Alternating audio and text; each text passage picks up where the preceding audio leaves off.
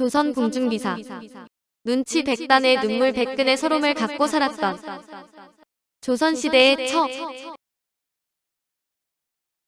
첩은 현대인에게 매우 이색적인 존재인데 부인이지만 부인 대접은 받지 못하는 특이한 위치이기 때문입니다. 조선시대 남자들이 많은 여자들을 거느려 일부 다처제로 오해하는 사람도 있는데 조선은 일부 다첩제로 부인은 한 명만 두었고 여러 첩을 두었습니다. 신라시대나 고려시대에는 일부 다처가 되기도 해서 신라진흥왕은 이미 부인이 있었지만 백제와 정략 결혼을 해서 소비 부여씨를 두 번째 부인으로 삼았습니다. 고려시대의 왕도 여러 왕비를 두었는데 태조왕건은 정실 부인이 6명이었고 첩에 해당하는 후궁은 26명으로 자그마치 29명의 여성과 혼인했고 이후의 왕들도 왕비를 2명 이상 두었습니다. 이런 고려시대의 풍습 때문에 조선시대의 왕 중에는 태조 이성계만 부인이 2명이었는데 고향에는 향처를, 개경에는 경처를 두고 두 집 살림을 하는 것이 일반적으로 신해왕 후는 향처, 신덕왕 후는 경처였습니다. 이성계뿐 아니라 조선 초기 사대부 계층에는 고려 말기 이래 다처병축에 의하여 동일한 계층의 처가 여러 명 존재하는 경우가 적지 않았습니다. 그러나 국가에서 예에는 2명의 적처가 없다며 일부 일처제를 확고히 했는데 본처는 1명으로 규정하고 나머지 부인들은 첩으로 삼은 것입니다. 동일 계층의 부인을 여러 명 두는 행위를 중언행위로 규정하고 중언자를 처벌하는 것은 물론 후처를 강제 이혼시키거나 첩으로 정해 소생에게 불이익을 주었습니다. 첩이 되면 자신과 그 혈족은 가정에서의 위치뿐 아니라 사회적 지위도 하락되며 자손은 재산 상속에서 불이익을 받을 뿐 아니라 관직 진출에 길도 막히게 되었습니다. 따라서 처첩과 적서를 서열화하는 과정에서 많은 갈등 요소가 드러났고 이에 따른 파문도 적지 않았습니다. 조선 초기 개국 공신 조영무의 아들 전과 이해 갈등이 가장 대표적인데 조영무의 두 부인 김씨와 강씨는 동일한 계층의 여성이었지만 조선에 들어와 전처가 본처로 인정되었습니다. 그러자 강씨의 아들 이는 자신의 지위를 되찾기 위해 형인전을 첩의 자식이라 할 뿐만 아니라 사당에 모신 김씨의 신주도 없애버렸습니다. 이에 사간원에서는 인륜을 무너뜨렸다는 이유로 이를 장백대와 도 3년에 처했습니다.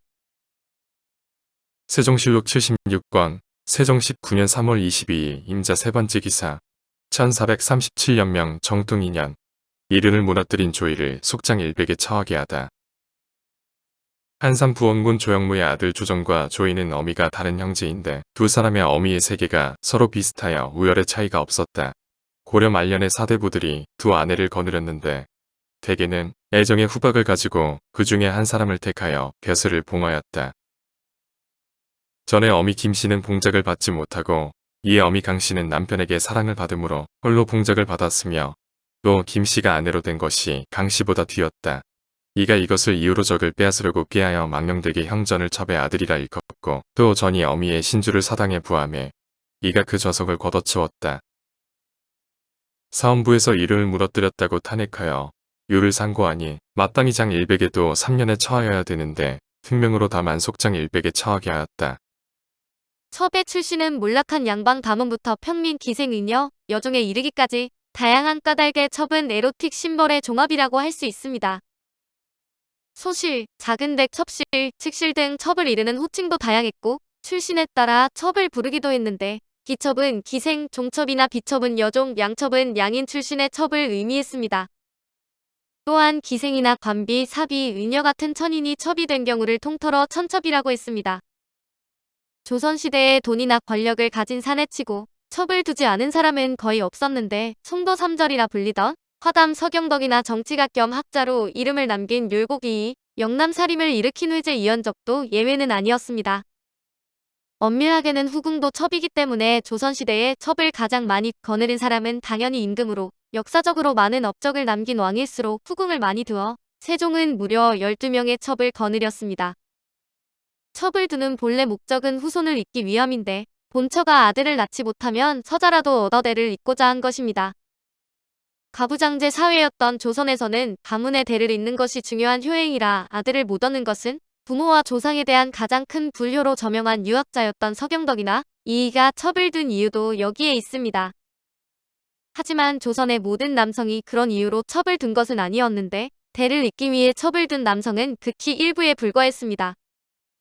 일부 일처제였던 조선 사회에서 사내가 부인이 아닌 다른 여인과 합법적으로 잠자리를 가질 수 있는 통로가 바로 첩제도였기 때문입니다. 그래서 첩을 두는 이유도 다양했는데 우선은 처가 병들거나 집안일을 돌보기 힘들 때 이를 대신시키기 위한 것이 있었습니다. 퇴계 이황은 첫 아내와 사별하고 집안일을 돌볼 사람이 없어 첩을 들였고 이후 두 번째 결혼을 했는데 후처는 정신 이상으로 안주인으로 행동할 수 없어 첩실이 계속 집안 살림을 보살폈습니다. 이황은 집안을 잘 돌본 첩에게 감사하는 의미에서 사이에서 태어난 서자를 정식으로 호적에 올렸고 이후 집안에서 적서를 차별하지 못하게 해서 퇴계 가문의 족보에는 적서를 구별해 기록하지 않았습니다.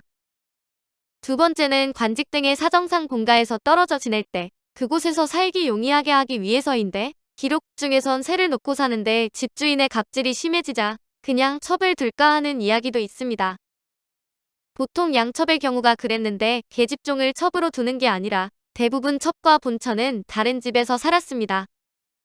세 번째는 두말할 필요 없이 여색이 목적인데 왕실에서 첩을 둘 때는 이를 미화하기 위해 자손의 번성함을 이유로 하기도 했습니다. 유학을 국시로 삼은 선비의 나라 조선에서 첩 제도가 자리 잡을 수 있었던 것은 성인인 공자도 첩을 두었다는 것을 내세웁니다. 실제로 당시 도덕분자를 추구한 유학자들은 자신들이 이상으로 삼은 공자의 사례를 들먹이며 첩을 두는 것을 전혀 부끄러워하지 않았습니다. 오히려 여러 첩을 두는 것을 인생의 즐거움으로 알았는데 이렇다 보니 본처와 첩이 질투하여 싸움이 벌어지는 일도 잦았습니다.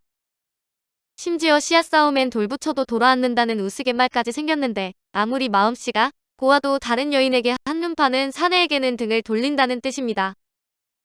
물론 본처와 첩 사이에 낀 남성도 곤혹스럽긴 마찬가지로 오죽하면 계집 둘 가진 놈의 창자는 호랑이도 안 먹는다는 말까지 생겼습니다. 그럼에도 불구하고 열 여자 마다하는 남자 없다는 말처럼 사내들은 기회가 생기면 첩을 뒀습니다. 첩 제도가 도입된 시기는 무척 오래전으로 공식적으로는 삼국시대부터 등장하며 기록은 없으나 고조선에도 첩 제도가 있었던 듯합니다. 고려시대에는 절간의 승려들조차 첩을 두었을 정도니 웬만한 사내들은 첩을 거느렸다고 보는 것이 타당할 것입니다.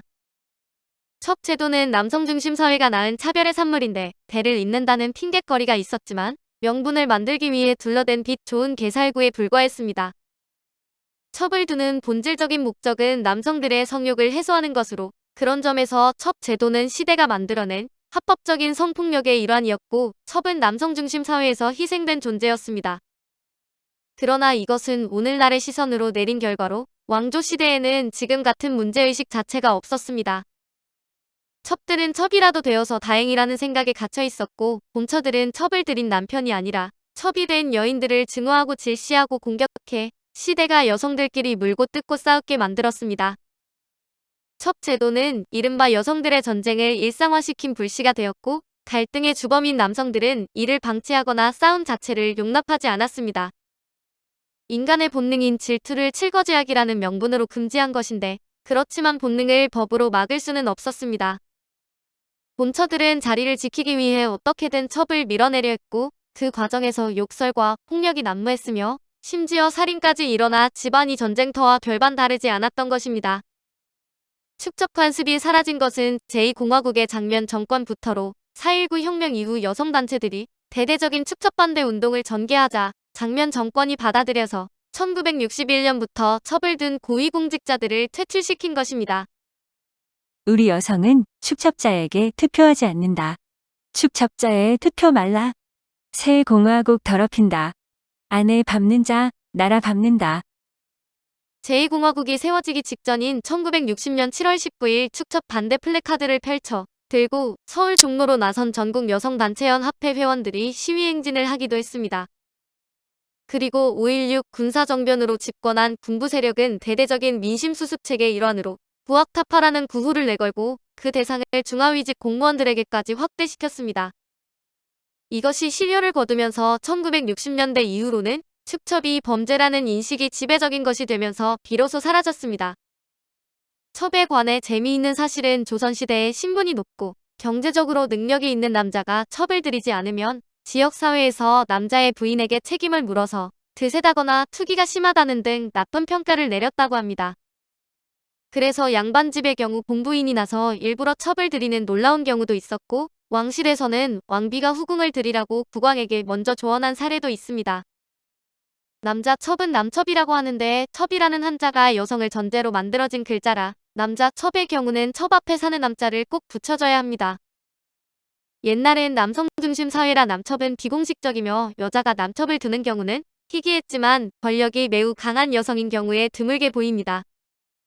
황제로 즉위한 측천무 후 폭군 남동생의 비호를 받은 산음 공주 등이 남첩을 둔 사람이며 남자가 동성애자라서 남첩을 두는 경우도 있었는데 고위 인물의 남첩은 남총이라고 했습니다.